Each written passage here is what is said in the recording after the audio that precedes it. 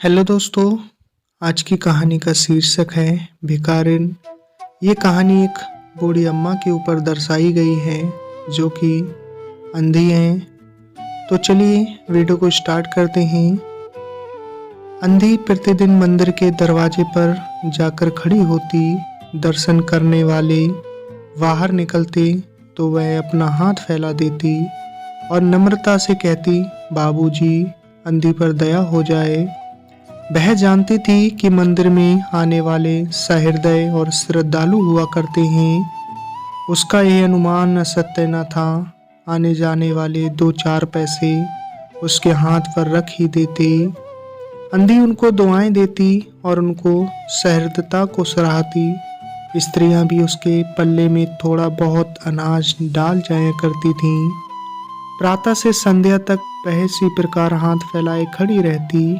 उसके पश्चात मन ही मन ईश्वर को प्रणाम करती और अपनी लाठी के सहारे झोपड़ी का पथ ग्रहण करती।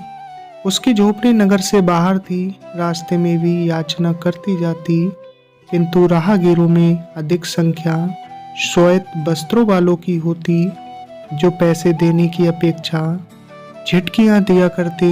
तब भी अंधी निराश न होती और उसकी याचना बराबर जारी रहती। झोपड़ी तक पहुंचते पहुंचते उसे 2-4 पैसे और मिल जाते। झोपड़ी के समीप पहुंचते ही एक 10 वर्ष का लड़का उछलता कूदता आता और उससे चिपट जाता। अंधी टटोल कर उसके मस्तक को चूमती। बच्चा कौन है, किसका है, कहाँ से आया, इस बात से कोई परिचय नहीं था। 5 वर्ष हुए पास पड़ोस वालों ने उसे अकेला देखा था। इन्हीं दिनों एक दिन संध्या के समय लोगों ने उसकी गोद में एक बच्चा देखा। वह रो रहा था। अंधी उसका माथा चूम चूम कर उसे चुप कराने का प्रयत्न कर रही थी। वह कोई असाधारण घटना न थी, अतः किसी ने भी न पूछा कि बच्चा किसका है। उसी दिन से यह बच्चा अंधी के पास था और प्रसन्न था। उसको वह अपने से अच्छा खिलाती पहनाती। अंधी ने अपनी झोपड़ी में एक हांडी गाड़ रखी थी। संध्या समय जो कुछ मांगकर लाती उसमें डाल देती और उसे किसी वस्तु से ढक देती, इसलिए कि दूसरे व्यक्तियों की दृष्टि उस पर ना पड़े। खाने के लिए अन्न काफी मिल जाता था। उससे काम चलाती। पहले बच्चे को पेट भर खिलाती, फिर स्वयं खाती। रात को बच्चे को अपनी से चिपका कर लेटाती और सारी रात ऐसे ही पड़ी रहती। प्रातः काल होते ही उसको खिला पिलाकर फिर मंदिर के द्वार पर जा खड़ी होती। ये बच्चा एक काशी में सेठ बनारसी दास बहुत प्रसिद्ध व्यक्ति हैं, उनका बच्चा था और उन्हीं के बच्चे से परिचित कहानी थी। बहुत बड़े देशभक्त और धर्मात्मा हैं। धर्म में उनकी बड़ी रुचि है। दिन के 12 बजे तक सेठ स्नान ध्यान में संलग्न रहते। कोठी पर हर समय भीड़ लगी रहती। कर्ज के इच्छुक तो आते ही थे, परंतु ऐसे व्यक्तियों का भी तांता बंधा रहता जो अपनी पूंजी सेठ जी के पास धरोहर के रूप में रखने आते थे। सैकड़ों भिखारी अपनी जमा पूंजी इन्हीं सेठ जी के पास जमा कर जाते। अंधी को भी यह बात ज्ञान थी, किंतु पता नहीं अब तक वह अपनी कमाई यहाँ जमा कराने में क्यों हिचकिचा रही थी। उसके पास काफी रुपए हो गए थे। हांडी लगभग पूरी भर गई थी। उसको शंका थी कि कोई चुरा न ले। एक दिन संध्या के समय अंधी ने वह हांडी उखाड़ी और अपने फटे हुए आंचल में छिपाकर सेठ जी की कोठी पर पहुंची। सेठ जी वही खाते के पन्ने उलट रहे थे। उन्होंने पूछा, क्या है बुढ़िया? अंधी ने हांडी उनके आगे सरका दी और डरते डरते कहा, सेठ जी, इसे अपने पास जमा कर लो। मैं अंधी अपाहिज कहाँ रखती फिरूंगी। सेठ जी ने हांडी की ओर देखकर कहा, इसमें क्या है? अंधी ने उत्तर दिया, भीख मांग मांग कर अपने बच्चे के लिए 2-4 पैसे इकट्ठे किए हैं, अपने पास रखते डरती हूँ। कृपया इन्हें आप अपनी कोठी में रख लें। सेठ जी ने मुनीम की ओर संकेत करते हुए कहा, वही में जमा कर लो। फिर बुढ़िया से पूछा, तेरा नाम क्या है? अंधी ने अपना नाम बताया। मुनीम जी ने नकदी गिनकर उसके नाम से जमा कर ली और वह सेठ जी को आशीर्वाद देती हुई अपनी झोपड़ी में चली गई। 2 वर्ष बहुत सुख के साथ बीते। इसके पश्चात एक दिन लड़के को तेजी से बुखार आ गया। अंधी ने दवा दारू की, झाड़ू फूंक से भी काम किया, टोने टोटके की परीक्षा की, परंतु संपूर्ण प्रयत्न व्यर्थ सिद्ध हुआ। लड़के की दशा प्रतिदिन बुरी होती गई। अंधी का हृदय टूट गया। साहस ने जवाब दे दिया, निराश हो गई। परंतु फिर ध्यान आया कि हो न हो डॉक्टर के इलाज से फायदा हो जाएगा। इस विचार के आते ही वह गिरती पड़ती सेठ जी की कोठी पर आ पहुंची। सेठ जी उपस्थित थे। अंधी ने कहा, सेठ जी, मेरी जमा पूंजी में से 10-5 रुपए मुझे मिल जाएं तो बड़ी कृपा होगी। मेरा बच्चा मर रहा है, डॉक्टर को दिखाऊंगी। सेठ जी ने कठोर स्वर में कहा, कैसी जमा पूंजी, कैसे रुपए? मेरे पास किसी के रुपए जमा नहीं हैं। अंधी ने रोते हुए उत्तर दिया, 2 वर्ष हुए मैं आपके पास धरोहर रख गई थी, दे दीजिए, बड़ी दया होगी। सेठ जी ने मुनीम की ओर रहस्यमयी दृष्टि से देखते हुए कहा, मुनीम जी जरा देखना तो, इसके नाम की कोई पूंजी जमा है क्या? तेरा नाम क्या है री? अंधी की जान में जान आई। आशा बंधी पहला उत्तर सुनकर उसने सोचा कि सेठ बेईमान है, किंतु अब सोचने लगी उसे ध्यान न रहा होगा, ऐसा धर्मी व्यक्ति भी भला कहीं झूठ बोल सकता है। उसने अपना नाम बता दिया। उलट पलट कर देखा कि कहाँ नहीं तो इसका नाम इस बही खाते में नहीं है।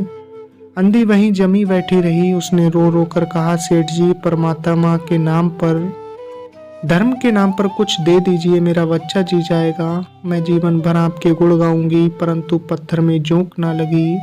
सेठ जी ने क्रोधित होकर उत्तर दिया, जाती है या नौकर को बुलाऊं? अंधी लाठी टेक कर खड़ी हो गई और सेठ जी की ओर मुंह करके बोली, अच्छा, ईश्वर तुम्हें बहुत दे, और अपनी झोपड़ी की ओर चल दी।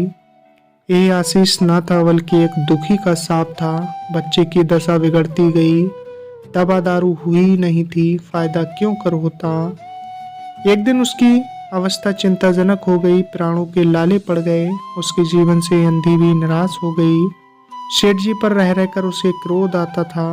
इतना धनी व्यक्ति है, 2-4 रुपए दे देता तो क्या चला जाता। और फिर मैं उससे कुछ दान नहीं मांग रही थी, अपने ही रुपए मांगने गई थी। सेठ जी से घृणा हो गई। बैठे बैठे उसको कुछ ध्यान आया। उसने बच्चे को अपनी गोद में उठा लिया और ठोकरे खाती गिरती पड़ती सेठ जी के पास पहुंची और उनके द्वार पर धरना देने बैठ गई।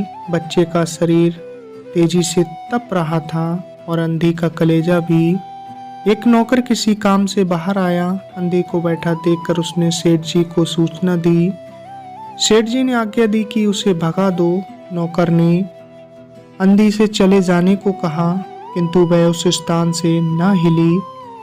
मारने का भी भय दिखाया, पर वह टस से मस न हुई। उसने फिर अंदर जाकर कहा कि वह नहीं टलती। सेठ जी स्वयं बाहर पधारे।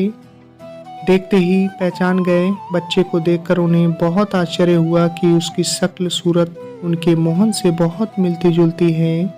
7 वर्ष हुए तब मोहन किसी मेले में खो गया था। उसकी बहुत खोजबीन की, पर उसका कोई पता न मिला। उन्हें स्मरण हो आया कि मोहन की जांघ पर एक लाल रंग का चिन्ह था। इस विचार के आते ही उन्होंने अंधी की गोद के बच्चे की जांघ देखी। चिन्ह अवश्य था, परंतु पहले से कुछ बड़ा।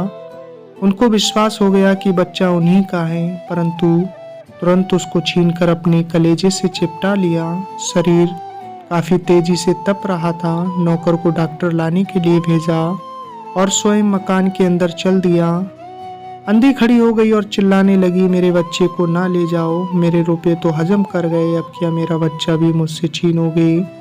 सेठ जी बहुत चिंतित हुए और कहा, बच्चा मेरा है, यही एक बच्चा है, 7 वर्ष पूर्व कहीं खो गया था, अब मिला है, सो इसे कहीं नहीं जाने दूंगा और लाख प्रयत्न करके भी इसके प्राण बचाऊंगा। अंधी ने एक जोर का ठहाका लगाकर कहा, तुम्हारा बच्चा है इसलिए लाख प्रयत्न करके भी उसे बचाओगे, मेरा बच्चा होता तो उसे मर जाने देते क्यों?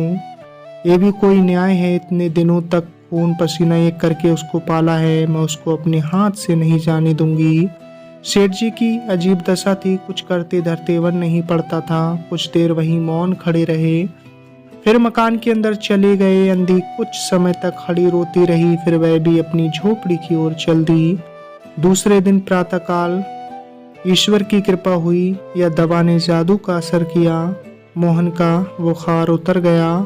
होश आने पर उसने आंखें खोली तो सर्वप्रथम शब्द उसकी जबान से निकला, माँ। चारों ओर अपरिचित शक्लें देखकर उसने अपनी आंखें फिर बंद कर लीं। उस समय से उसका बुखार फिर से अधिक होना आरंभ हो गया। माँ की रट लगी हुई थी। डॉक्टरों ने जवाब दे दिया। सेठ जी के हाथ पांव फूल गए। चारों ओर अंधेरा दिखाई पड़ने लगा। क्या करूं, एक ही बच्चा है, इतने दिनों बाद मिला, वो भी मृत्यु अपने चंगुल में दबा रही है, इसे कैसे बचाऊं। सहसा उनको अंधी का ध्यान आया। पत्नी को बाहर भेजा कि देखो कहीं वह अब तक द्वार पर ना बैठी हो, परंतु वह वहां कहाँ। सेठ जी ने तुरंत अपनी गाड़ी तैयार करने को कहा और बस्ती की ओर जा पहुंचे। झोपड़ी बिना द्वार के थी। अंदर गए, देखा अंधी एक फटे पुराने टाट पर पड़ी है और उसके आंखों से आंसू तेजी से बह रहे थे। सेठ जी ने धीरे से उसको हिलाया। उसका शरीर भी अग्नि की भांति तप रहा था। सेठ जी ने कहा, बुढ़िया तेरा बच्चा मर रहा है। डॉक्टर निराश हो गए। रह रहकर वह तुझे पुकारता है, अब तू ही उसके प्राण बचा सकती है। चल और मेरे नहीं, अपने बच्चे की जान बचा ले। अंधी ने उत्तर दिया, मरता है तो मरने दो, मैं भी मर रही हूँ। हम दोनों स्वर्ग लोक में फिर माँ बेटी की तरह मिल जाएंगे। इस लोक में सुख नहीं है, वह मेरा बच्चा सुख में रहेगा। मैं वहाँ उसकी सुचारू रूप से सेवा शुश्रूषा करूंगी। सेठ जी रो दिए। आज तक उन्होंने किसी के सामने सिर ना झुकाया, किंतु इस समय अंधी के पांवों पर गिर पड़े और रो रो कर कहा, ममता की लाज रख लो, आखिर तुम भी उसकी माँ हो। चलो तुम्हारे जाने से वह बच जाएगा। ममता शब्द ने अंधी को विकल कर दिया। उसने तुरंत कहा, अच्छा चलो।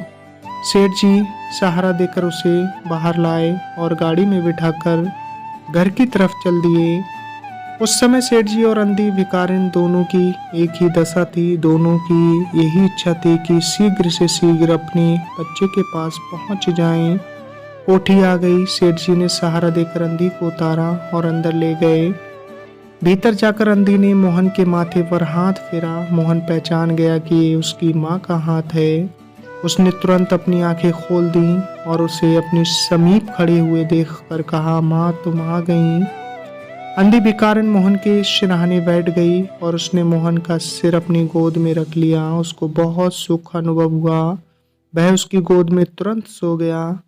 दूसरे दिन से मोहन की दशा अच्छी होने लगी और 10-15 दिन में वह बिल्कुल स्वस्थ हो गया। जो काम हकीमों के, जो सांदों, वैद्यों की पुड़िया और डॉक्टरों के मिक्सचर ने न कर सके, वह अंधी के स्नेहमयी सेवा ने पूरा कर दिया। मोहन के पूरी तरह स्वस्थ हो जाने पर अंधी ने विदा मांगी। सेठ जी ने बहुत कुछ कहा सुना कि वह उन्हीं के पास रह जाए, परंतु वह सहमत न हुई। बेबस होकर विदा करना पड़ा। जब वह चलने लगी तो सेठ जी ने रुपयों की एक थैली उसके हाथ में दे दी। अंधी ने मालूम किया इसमें क्या है। सेठ जी ने कहा, इसमें तुम्हारी धरोहर है, तुम्हारे रुपये, मेरा वह अपराध। अंधी ने बात काट कर कहा, ये रुपये तो मैंने तुम्हारे मोहन के लिए इकट्ठे किए थे, उसी को दे देना। अंधी ने थैली वहीं छोड़ दी और लाठी टेकती हुई चल दी। बाहर निकलकर फिर उसने उस घर की ओर कदम उठाए और रह रहकर उसको एक ही ख्याल आ रहा था कि काश मेरा बेटा मेरे पास रहता। किंतु वह एक भिखारिन होते हुए भी सेठ से महान थी। इस समय सेठ याचक था और वह दाता थी। तो दोस्तों, इतनी सी थी ये कहानी। कैसी लगी आपको कहानी, कमेंट्स बॉक्स में ज़रूर बताएं और चैनल को सब्सक्राइब कर दें। बने रहे हमारे साथ इसी तरह। मिलते हैं फिर अगली वीडियो में एक नई कहानी लेकर। आपने अपना कीमती वक्त दिया, तब तक के लिए धन्यवाद।